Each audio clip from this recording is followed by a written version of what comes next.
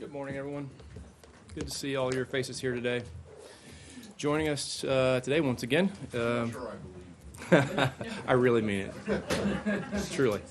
Joining us today is our special representative for Iran, Brian Hook. He's here to talk about, as he had in the past, Iran's malign behavior and our efforts to deter it. He'll start off with some brief remarks and then take your questions. Brian? Thank you. Good morning. Tomorrow, the Iranian regime will stage an event euphemistically called elections. Unfortunately for the Iranian people, the real election took place in secret long before any ballots were even cast. This is how it has been for the last 41 years in Iran.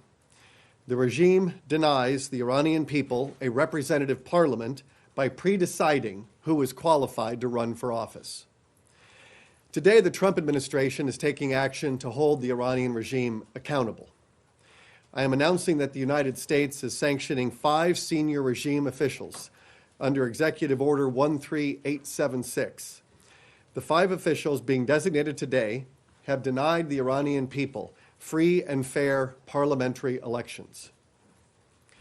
This includes Ahmad Jannati, the Secretary of the Guardian Council, as well as Mohammad Yazdi, a senior member of the council and former head of Iran's brutal judiciary. We are sanctioning 3 other officials who serve on the Guardian Council's Central Committee for Election Supervision. Together, these 5 officials oversee a process that silences the voice of the Iranian people, curtails their freedom, and limits their political participation.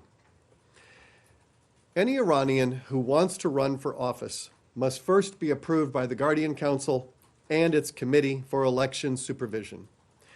The Guardian Council is led by a group of 12 unelected clerics and so-called legal experts.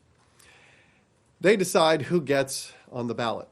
They are the ones who really get to vote in Iran.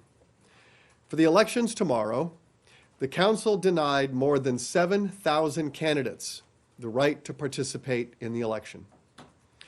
They also disqualified 90 sitting members of Iran's parliament for running for re-election. The chairman of the Guardian Council is Ahmad Jannati. He is a 92-year-old cleric. He joined the council in 1980 and became chairman in 1988. So for the last 40 years, he has been busy deciding whom Iranians get to vote for.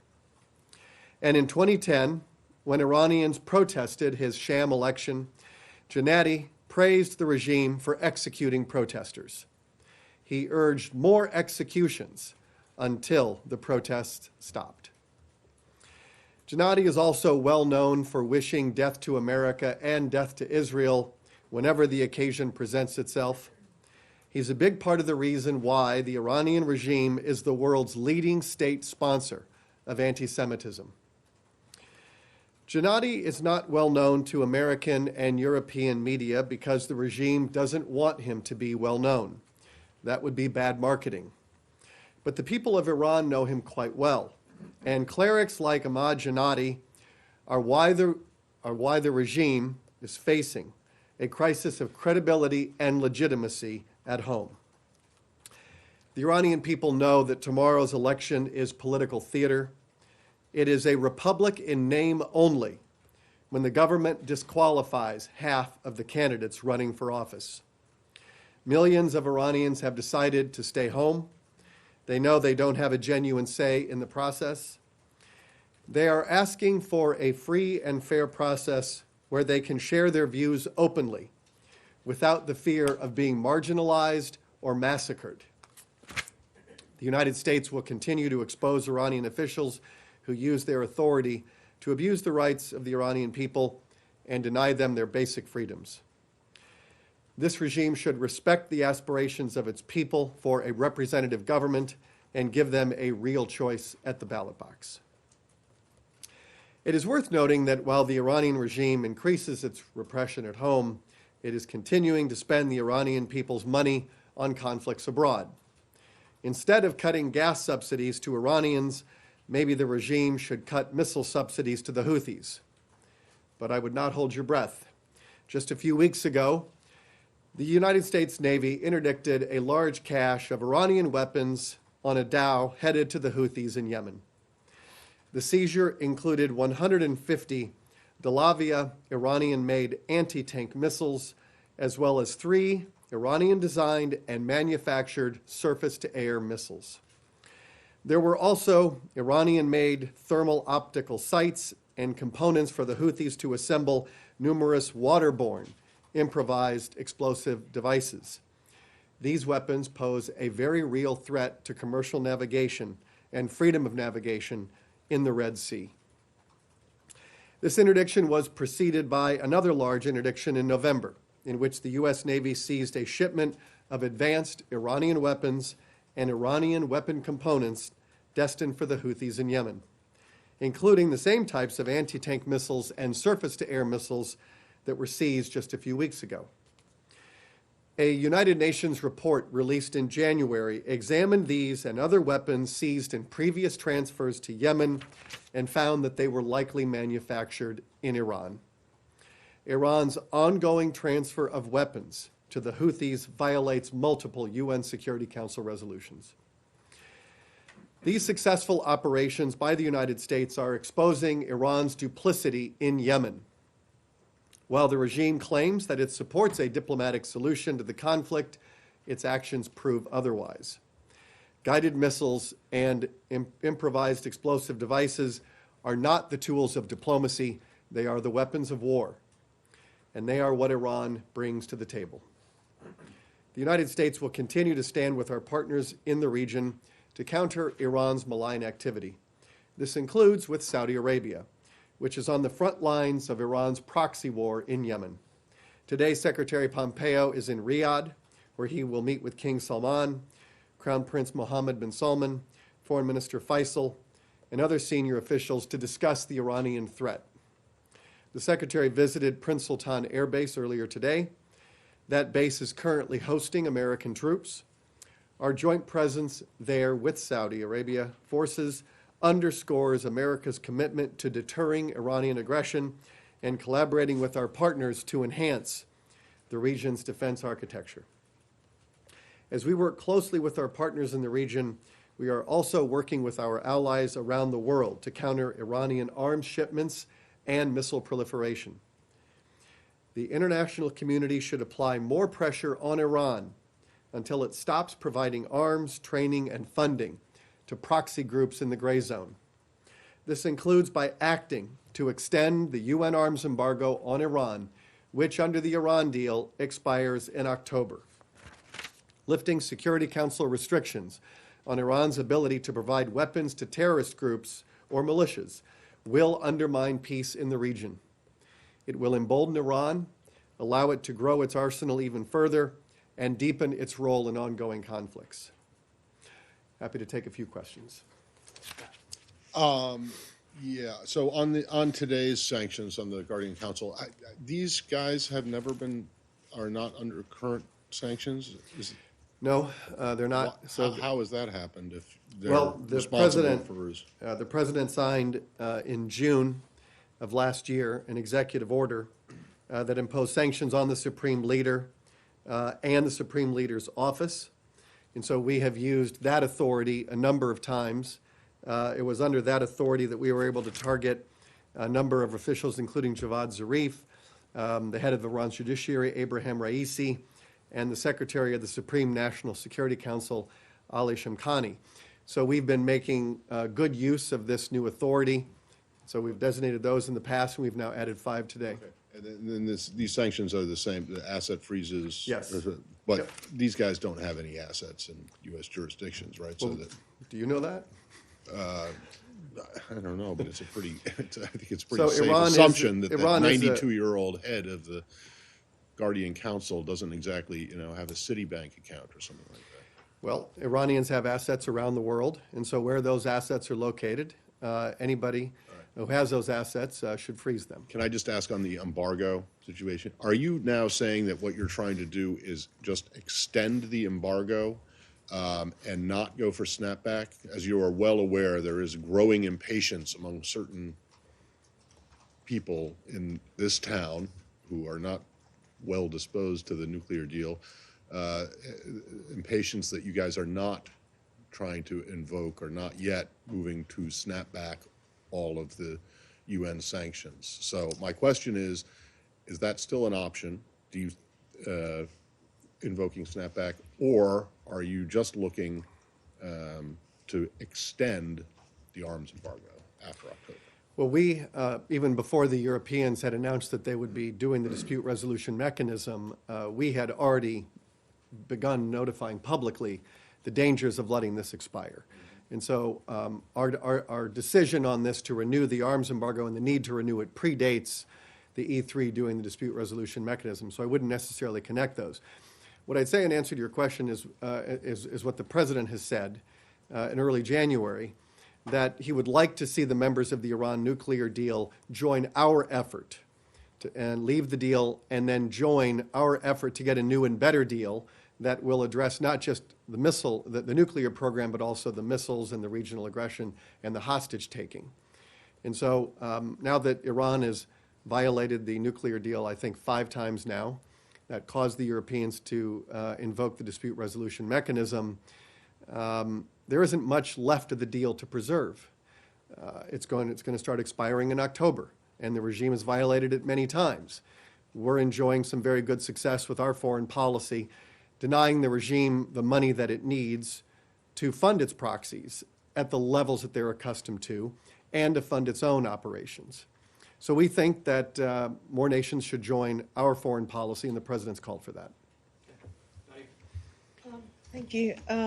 Brian, when you say that the election has been decided in secret in the last 41 years, is this, do you have like tangible evidence of that? And does this include also like what they perceive as moderate presidents like Khatami and the rest? And if there's any specific evidence about this current election, I know it's not presidential, it's council. Well, the Guardian Council has been disqualified. This is not the first time the Guardian Council has disqualified candidates. This is what they've been doing on a regular basis. Gennady has been there since 1980. He is an unelected official who determines the people that Iranians get to vote for. And this is by name an Islamic Republic. And yet they disqualify half of the people who want to run for its parliament. And it's Article 6 of the Constitution that sets forth that the country's affairs must be administered by reliance on the public vote and through elections. But they aren't, you can't truthfully call them elections when half of the people who want to run are disqualified by an unelected few. So we are, I mean, Iran likes to sort of have it both ways. They like to run this theocratic, corrupt, religious mafia running a country, but they like to present it to the world as a republic. And this is largely the role that Javad Zarif plays for the regime. It was interesting to me to note that I did this Google search last night on search results, and under Ahmad Jamadi, you get about 69,000 search results, and under Javad Zarif, you get over 4 million. And this is the way the regime likes it, because it likes to present a face of the regime that is very pleasing to Western audiences. But the beating heart of the regime are men like Ahmad Gennady. Hi. Can I ask about the humanitarian channel that you guys have announced a while ago? You said at the time that you were talking to other companies and countries. Has there been any further shipments? Has anybody else used that channel to send medicine and other supplies to Iran? We were able to get the first transaction through a few weeks ago, which we were very pleased to do, getting in cancer treatment drugs. I talked about them here from the podium. We have at least 2 more companies that we are in specific talks with. We wanted to take advantage of the earlier transaction as soon as possible to test the channel, make sure it was working. And then now that I think as more companies are learning about it, medical companies and drug companies, pharmaceutical companies, there's now a lot of interest in using that channel. I had a meeting last week at Treasury with Deputy Secretary Muznich to talk through how we're doing on the next transactions. So we're going to continue working very closely together. and you will see more transactions coming. Thank you. How do you view the meetings that members of Congress and former U.S. officials hold with Iranian officials like Foreign Minister Zarif? And second, Foreign Minister Zarif has said that Iran will not negotiate until the U.S. lifts sanctions, and today you are imposing new sanctions. The Secretary has spoken about this. I believe the President has also spoken about it. On the first question, I have nothing to add beyond what they've said. Do you view it helpful for the U.S. strategy or for the strategy of this Secretary this spoke about it administration? yesterday. I don't have anything to add. What was the second question? On Iran Foreign Minister's statement that Iran will not negotiate before... Well, that's a choice the Iranians can make. That's a choice they've been making since the beginning of this administration. The regime has been rejecting the diplomatic off-ramps that this administration has offered for the last 2+ years. But it's not just the United States that they reject. They've rejected the diplomatic efforts of President Macron, Prime Minister Abe. A number of countries have worked to try to get Iran to choose a better path, to work with the United States to resolve our differences diplomatically. The regime seems to be committed to using military force to resolve our differences diplomatically. So our policy is very clear on that with respect to coming together. The President has said he will not pay for a meeting. And so he has said repeatedly that there will not be sanctions relief for a meeting. There are a lot of benefits that the President and the Secretary of State have made clear once we can get to a full and comprehensive agreement with the regime. But we've got to see a change in behavior for that to happen. Let's go back to third row, right there. Iran's leader Ali Khamenei and President Rouhani last weekend said they will not come to the table unless United States stops the pressure campaign. I want your comment in this. Well, I think it's a variation on what he just asked, but we have been running the same strategy since 2017 on Iran. And it has three components. It's denying the regime the revenue it needs to fund its revolutionary foreign policy and to fund its proxies, to help restore deterrence, and standing with the Iranian people. And so we are executing that strategy on a daily basis and very pleased with the results that we've had. During that entire time, we've made clear that we are very prepared to talk. But the regime has decided to choose a different course. And so we're in no hurry. We have plenty of time. And so the regime just has to decide. This is what the Secretary offered in May of 2018 in the speech. He said the regime can either behave like a normal nation or it can watch its economy collapse. And they have chosen to manage collapse. All right, Laura. Hey, Ron. Good morning. Do you think that the new parliament, when it is seated after tomorrow's elections, no matter what its makeup, no matter if it's a little more or way more conservative than the current makeup, will have any effect on what diplomacy is like with the United States? I doubt it, because the day after the elections, the Supreme Leader is still going to be in charge. And the Supreme Leader is the Supreme Leader for a reason. It is, I think other administrations have gotten a little bit too preoccupied with this interest in identifying the moderates in the regime. And I think that can lead to some very bad policymaking. And so we judge the regime on the basis of what it does, not on the basis of who may or may not have influence within the government. It is a violent, revolutionary, expansionist regime. And it is the principal driver of instability in today's Middle East. We have put in place a foreign policy that reflects this reality.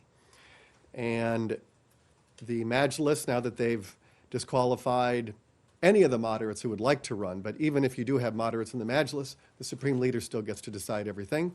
He has a small group of people who make those decisions. And so we don't get distracted by this question of moderates and hardliners. If you're in the regime, you're a hardliner. Okay. I think we have time for a couple more. Yeah. Carol. Thank you for doing this, Brian. Elliot Abrams has said that sanctions against Venezuela are roughly at the halfway point. Where are sanctions? Could you do a similar assessment on sanctions against Iran? Do you still have a long list of groups and people you could still sanction, or where are you? Yeah, there's always plenty of targets. Iran is very dynamic in its sanctions evasion, and they're very good at setting up front companies, and so we are always monitoring that. We update our sanctions on a very regular basis. We're also, Secretary Pompeo is deeply committed to sanctions enforcement, and that is as important as the designations is enforcing it. And we still are seeing a few 100,000 barrels a month going to China. We've now sanctioned Chinese individuals and entities 3 separate times. We would like to see that number get to 0. So we're going to continue working hard on sanctions enforcement. We continue to look for ways to deny the regime the revenue it needs, whether it's on crude oil, petrochemical, industrial metals, precious metals, targeting individuals and entities. When we sanction somebody like Ahmad Jannati, we are elevating his profile in the world so that the people understand the people that hide in the shadows behind the supreme leader, but are really, in fact, in charge of the country. And they're much more in charge and much more representative of the country than its foreign minister. And so sanctions have a practical effect, but they also have a symbolic effect, because if you don't sanction these people, it sends a message. It's a message of silence or looking the other way. And as I said, we stand with the Iranian people. We want to elevate a lot of these people in sort of the consciousness of the international community. We'll do one more. Up front, last one, Ravine. Hi. Since the Soleimani strike, immediately after it, the signals from Iran were that that was essentially going to shut down any negotiations about Americans being held there or prisoner exchanges or anything like that. Has there been any kind of increased communication? Is that still the case? Can you talk at all about what efforts are being done and if that strike is still impacting the ability for us to get other Americans out of Iran? Well, we were able to do one exchange in November, and we did it without sanctions relief, without pallets of cash, and without a change in policy. And so we think that there's always an opportunity to try to get Americans out regardless of the circumstances. I work on a daily basis to try to get the remaining Americans out of Iran who are wrongfully detained. I can't speak to the specifics of it, but I work on a daily basis on this. We have 5 Americans that are still in Iran, wrongfully detained. I'm going to be doing, you'll be seeing something fairly soon. I want to start talking more about their plight and about how these are all wrongfully detained. I speak on a regular basis with the families who are suffering. And Iran has been condemned by the United Nations and other countries for this practice of hostage taking. It is a tragedy. I was able to see Xiuwei Wang recently, and that was very gratifying. We need to see more people come home. F5 doesn't include Levinson, right? Thank you very much. It does, Thank it you. does include. Thank you. Fine. Yeah. Thanks, Ryan.